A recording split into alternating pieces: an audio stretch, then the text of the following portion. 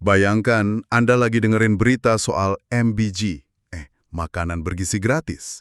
Niatnya kan mulia banget ya, buat pemenuhan gizi massal, tapi belakangan rentetan kasus keracunan ini bikin kita semua agak mengernyitkan dahi. Iya, jadi sorotan tajam banget sih belakangan ini. Nah makanya, di penelusuran mendalam kita kali ini, kita bakal membedah temuan dari Kepala Badan Gizi Nasional, atau BGN, Bapak Sudaryono. Yang akrab disapa Mas Dar itu ya? Tepat, Anda mungkin langsung mikir, oh ini pasti dagingnya nggak segar nih, atau sayurnya layu.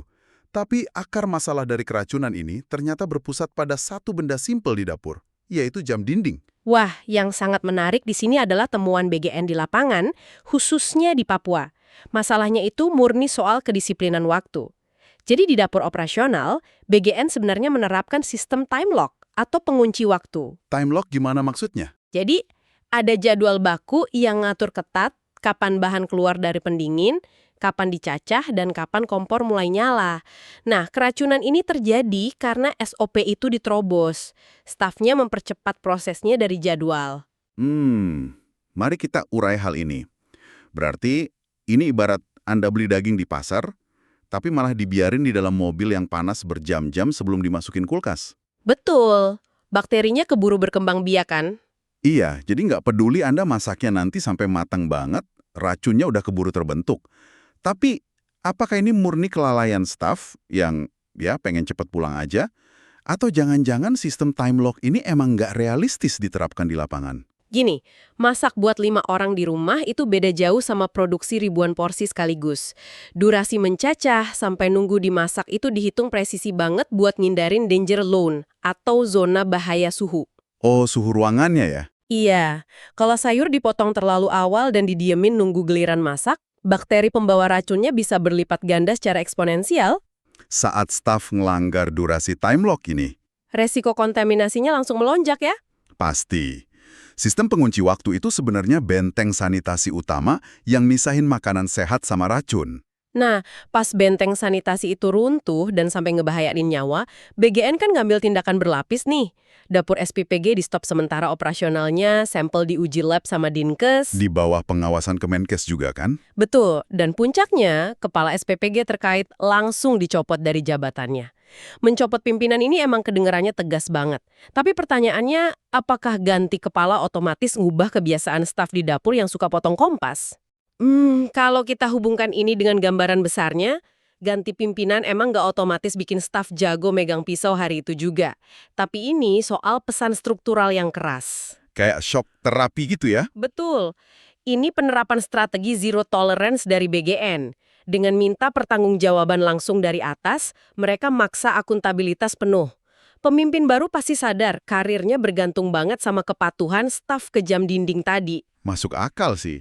Tapi hukuman sekeras itu juga menyiratkan kayak ada ketakutan akan bahaya yang lebih besar dari sekedar kecelakaan SOP ya. Pak Sudaryono juga tegasin mereka nyari formula pengawasan baru, bahkan nggak segan bawa ke polisi kalau ada unsur sabotase. Sabotase buat makanan gratis. Skala programnya bisa ngejelasin peringatan itu loh. Kita bicara inisiatif nasional dengan perputaran triliunan rupiah. Rantai pasoknya juga sangat panjang. Oh iya, anggarannya raksasa ya? Pasti banyak kepentingan. Nah itu, program raksasa selalu memicu dinamika. Ada risiko pihak tertentu sengaja bikin kacau buat ambil untung, atau ya mendelegitimasi programnya biar kelihatan gagal.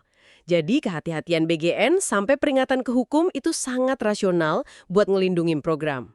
Berarti bisa disimpulkan, keselamatan program MBG ini ternyata nggak cuma bergantung sama kualitas bahan di panci ya, tapi kedisiplinan ketat di meja potong dan kepatuhan pada jadwal. Betul banget. Kedisiplinan itu ibarat bahan baku tak kasat mata buat kesehatan masyarakat kita. Dan ini ninggalin satu pemikiran provokatif buat Anda renungkan. Kalau sebuah program nasional triliunan rupiah bisa terganggu atau bahkan bahayain nyawa, cuma karena ada yang motong sayur 15 menit lebih awal, seberapa siap dan kuat sebenarnya infrastruktur rantai pasok kita saat harus nyajiin puluhan juta porsi tiap hari tanpa boleh ada satu kesalahan pun? Sejauh ini investigasi yang kami terima adalah ada beberapa bahan, ya ada daun singkong, ada bumbu rendang dan lain-lain. Kita lagi cek, minta dari Dinas Kesehatan untuk dicek labnya. Kita butuh waktu paling tidak ya 7 hari 5 hari kerja begitu untuk sampai dengan hasilnya. kemudian kita bisa lihat hasil labnya. Tapi sejauh ini investigasi kita sejauh ini adalah dari bahan-bahan itu dan diduga memasaknya jauh lebih awal. Jadi dari mulai jam 9 sudah mulai masak ya. Itu kemudian diberikan sekitar jam 9 atau jam 10. Jadi ini cukup lama karena yang dikasih makan bukan hanya SMK Negeri 6 tapi juga beberapa sekolah yang lain. Nah, sekolah yang lain itu dikasihkannya lebih pagi.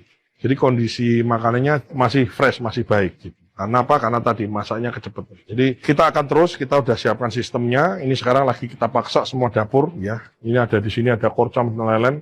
Lagi kita paksa kita kerja pakai sistem. Jadi kapan nyacah kol, kapan dimasak itu semua kita lock dan kita lagi siapkan ini, lagi kita kebut semua. Moga-moga seminggu 2 minggu ini kalau ini beres, kemudian kita harapkan orang tua siswa, guru dan barangkali dinas kesehatan bisa ngelihat jam berapa dimasak, apa saja yang dimasak, bumbu apa yang dimasukkan tuh harus kemudian tersistem, kita termonitor semua.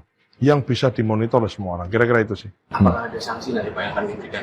Ini disuspend. Jadi dapurnya disuspend, nunggu investigasi. Ya, jadi kemudian SPPG-nya juga kita beri surat peringatan.